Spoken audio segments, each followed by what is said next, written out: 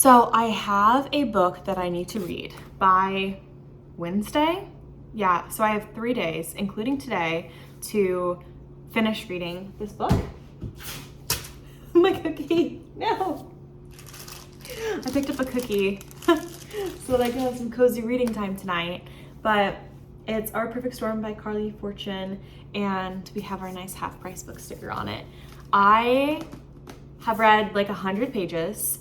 I read like 50 a few weeks ago and then took a break, completely forgot what the main characters' names were, and then picked it up again the other night, read another chunk, and I'm liking it so far. I feel like at least Frankie, I don't know, I feel like not attached to the characters at this moment, even though usually when an author describes like the childhood of a character, you're able to get into it more. At this point, I'm not like rooting for them to be in love. I'm rooting for them to just like be friends again. But to Carly, if that's even her name, it's covered with the sticker. Yeah. To Carly's credit, that is like Frankie's POV at the moment, is that she just wants to become friends again, with some subconscious inklings of a potential summer and lifelong romance. So I am gonna peel the sticker off. I am excited just to dive in and read some more. Can't even get it off. There we go.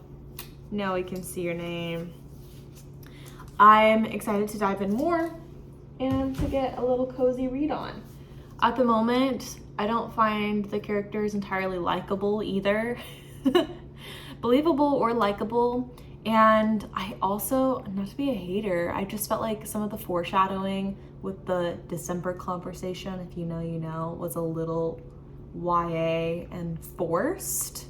Like, she had forgotten to write about the characters worrying about the December incident, and then realized retroactively that she needed to like fill it in. That's kind of how I felt.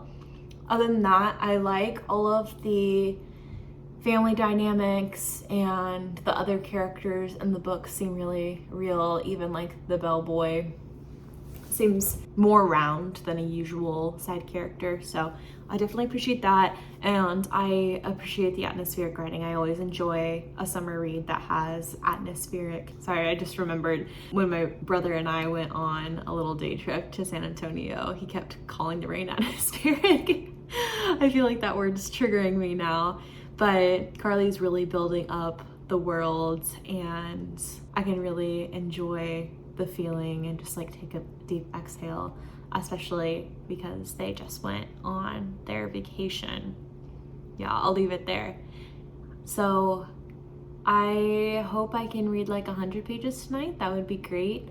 And then Monday I'm pretty busy. Tuesday I have volunteering, and then Wednesday is the day that I have to be ready. So maybe I'll sneak some reading in between lunch breaks and such, and after I finish my activities for the day. I hope I can just dive in. Maybe this is for the best. I feel like I enjoy reading a lot more whenever I am just full steam ahead through it, rather than in little chunks and like pacing myself. So looking on the bright side here, let's not let the cookie get cold. Let's go read. Pajama time. Great.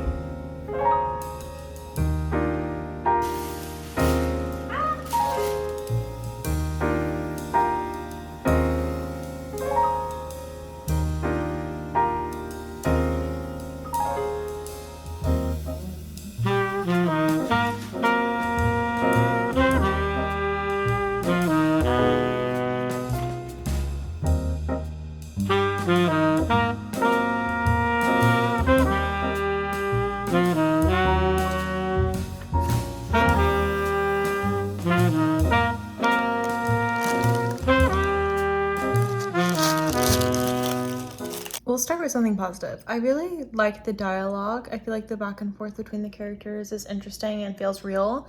What I don't like is the anger issues that she has.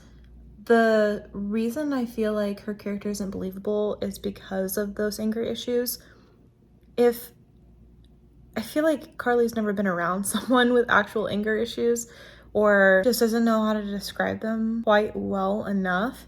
It feels like they just keep brushing them aside, and the fact that like George keeps complimenting her for her anger issues, like it's one thing to like notice someone's flaws and to love them despite them, and then also there's nuance in a personality trait where it can be positive and negative, but the anger issues don't feel real because she snaps in a way that's like movie character level. Like literally, I think a chef movie, something that happens in the book literally happened in like a chef movie where like she stabs the raw steak onto a customer's table. Like I feel like that's such a trope, but she never snaps in a way that's like real.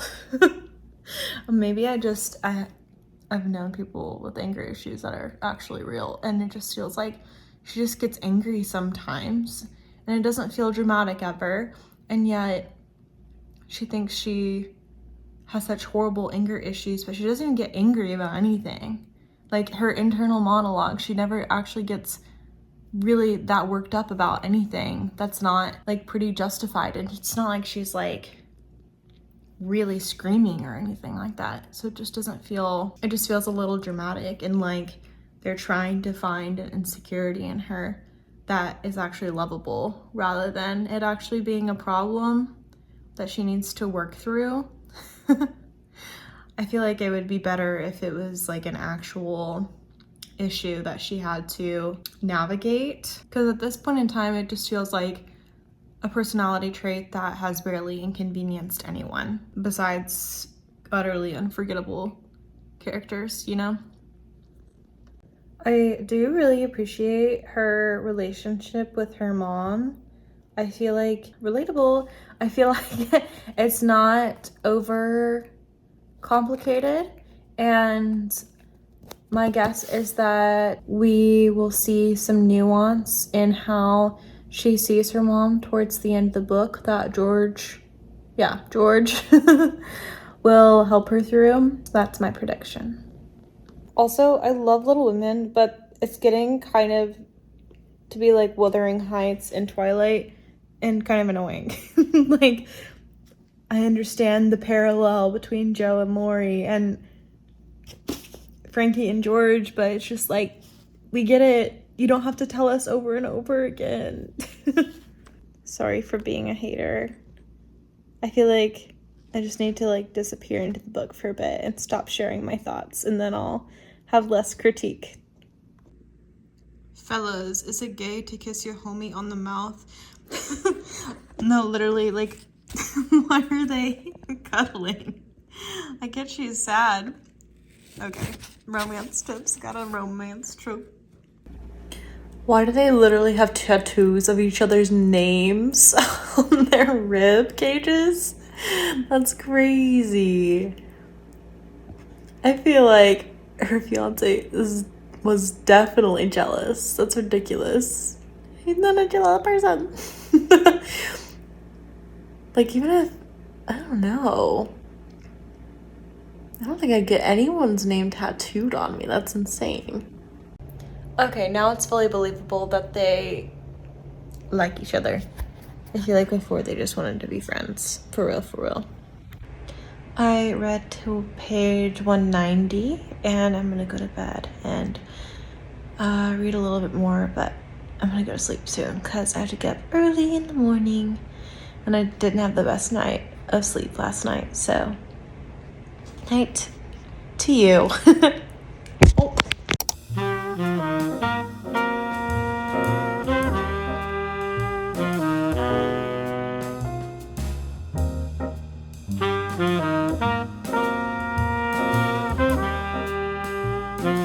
Good morning. I absolutely blew through the book last night. I am at page like 360 now or something, and I was able to really get into it and enjoy it. And I'm at the part now, incoming spoiler, I'm at the part where they, well, third act fight. And I mean, I thought I was stubborn, but this is a whole different level on her part.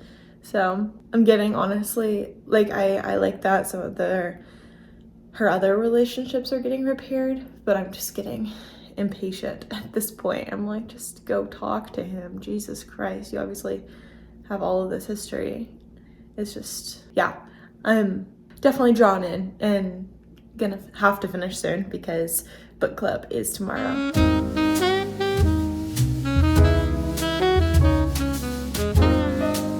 We're at the part where he tells a story.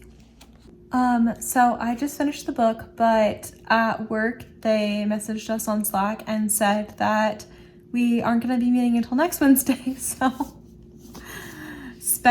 speed read through this for no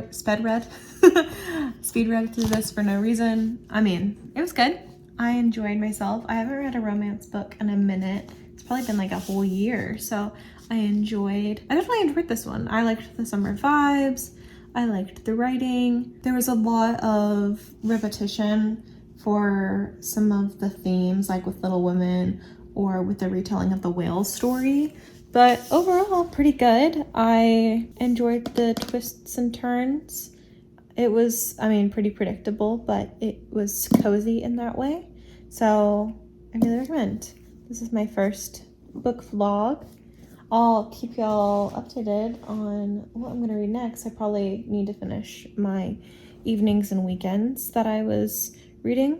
So after that, maybe another book vlog.